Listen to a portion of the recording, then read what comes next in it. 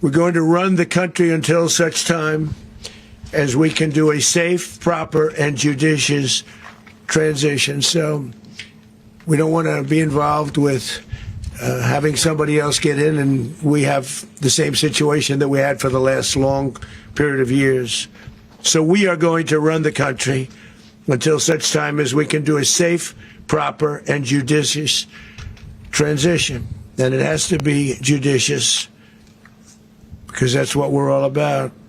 We put a proposition before the country since the 16th of December in 2020 that elections be deferred so that we can go reconstruct the damaged constitutional basis of Nigeria. And it is, that proposition didn't just drop from the sky. We called it constitutional force majeure, because we were declaring an emergency around the question of the union agreement that had been, more or less toppled since 1966 and replaced by something totally strange to our original understanding.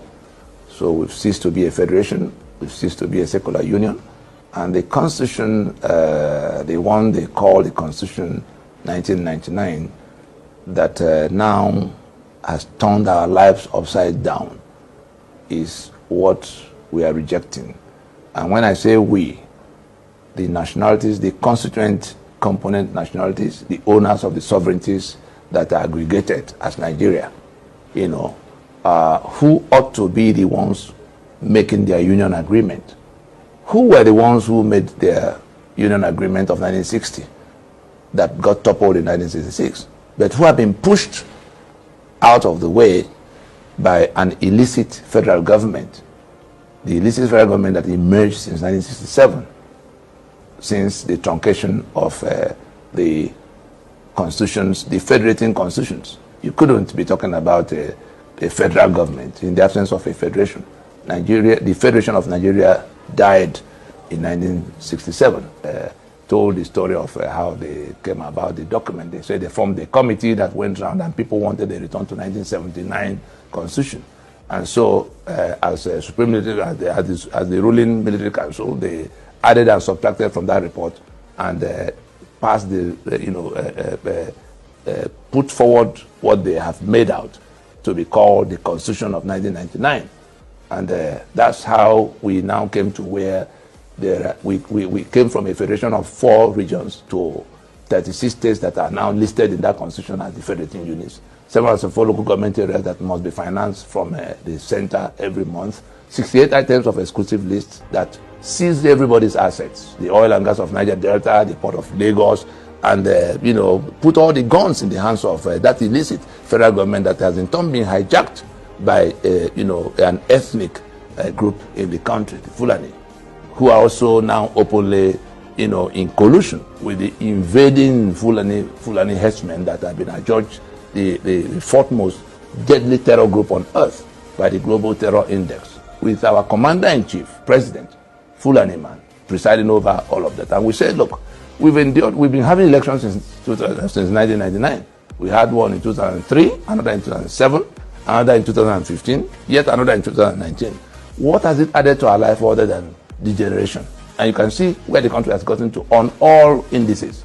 And we said, as statesmen, we now put this proposition on the table, having worked out all of what will replace what we had. We're not anarchists. We say, let us go to transition now and begin to rework the damaged constitutional basis of Nigeria. Because on the basis of this 1999 constitution, I tell you that the owners of the constituent components, the owners of the sovereignty, Yoruba could be a country of 60 million people. The eastern side, the eastern half of southern Nigeria will be a country of 70 million people. And we've been organizing since the emergence of this constitution in 1999. You heard about Pronaco. You heard about the MNN. You heard when we went to court in 2007 to say that this constitution was not made by us. The document is still legitimate, cannot be basis of union. You saw the solemn assemblies by which the constituent components told the international community, the global community, that they will no longer be willing to submit themselves to that constitution that ruined their lives. He took their assets, It took all the guns from them and put in the hands of people who are determined to exterminate them and take their lands. The owner of APC party, Tinubu, if they were all involved in these many years of getting the people to decide, our sovereignty is inalienable. Our right to self-determination is inalienable. We are the ones who have to form the union. The Yoruba that could be a country of 50 million or 60 million people, the Igbo that could be a country of their own, the Ijaw that could be a country of their own, bigger than half of the countries of the world, each of them, will be the ones to decide. And so it is an insult in itself for anybody to sit in one corner of Abuja to say that the unity is non-negotiable. You saw the kind of money that have been loaned in our names and where it's been used. They are using the monies borrowed in our name to integrate their own economy to Niger Republic. Infrastructure we do not have, including roads and railways, are being built into Niger Republic. Refineries that we don't have are being built into Niger Republic with monies borrowed in our name. So these are the things going on. So we told the international lending community, look, we can pay what they borrowed before, but from this date, if anybody who goes to risk his money out there is just going to have to go to recover it outside the Nigeria that has been used to mortgage. Is it not the same? Is it not the same UN? I was directly involved in what became this instrument. If you go there are processes to it. It's not Antonio Guterres, Secretary General, and Amina, the Fulani woman they sent to the place. These are secretariat, executive, members of the secretariat. You understand? That's all they are. The UN system is organized and managed. There's the Security Council when matters become very tough. There's the Trusteeship Council when we raise the kind of dispute we are raising that will deal with the matter.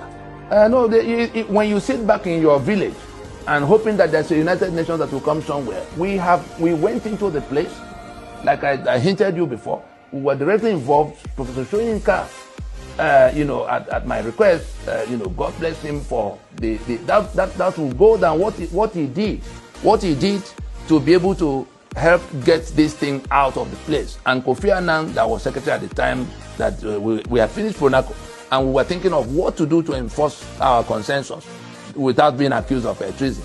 And if anybody is going to talk about treason, I can assure you, I'm not just your regular lawyer. I'm also one with a specialty in that area of law. I'm the one to tell your Attorney General or whoever turns up on their side the definition of treason. There's only one treason on the table now, the ones hanging onto this forgery as basis of union and selling 3 million barrels of crude oil every day, shooting at people everywhere in the name of a Nigerian federation that ceased to be a long time ago. And we're saying we can bring it back to be.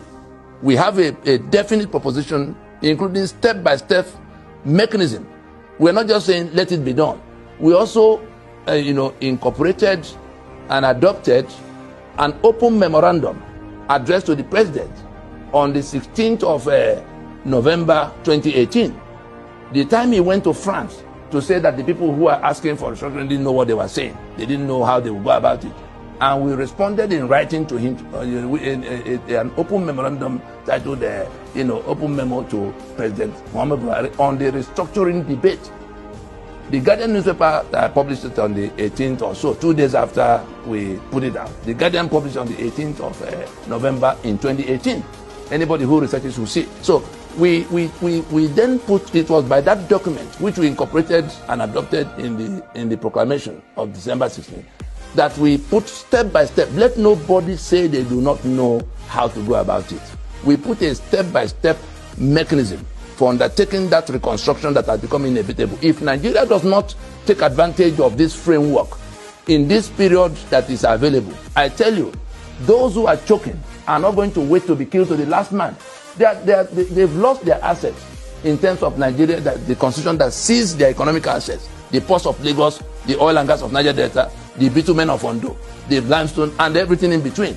They've lost the right to even generate electricity for themselves, the right to do their roads, their critical infrastructure, and the right to elect who will govern them. All of those things have been confiscated before. Now they are facing the danger of extermination by people who want to kill them off and take their land.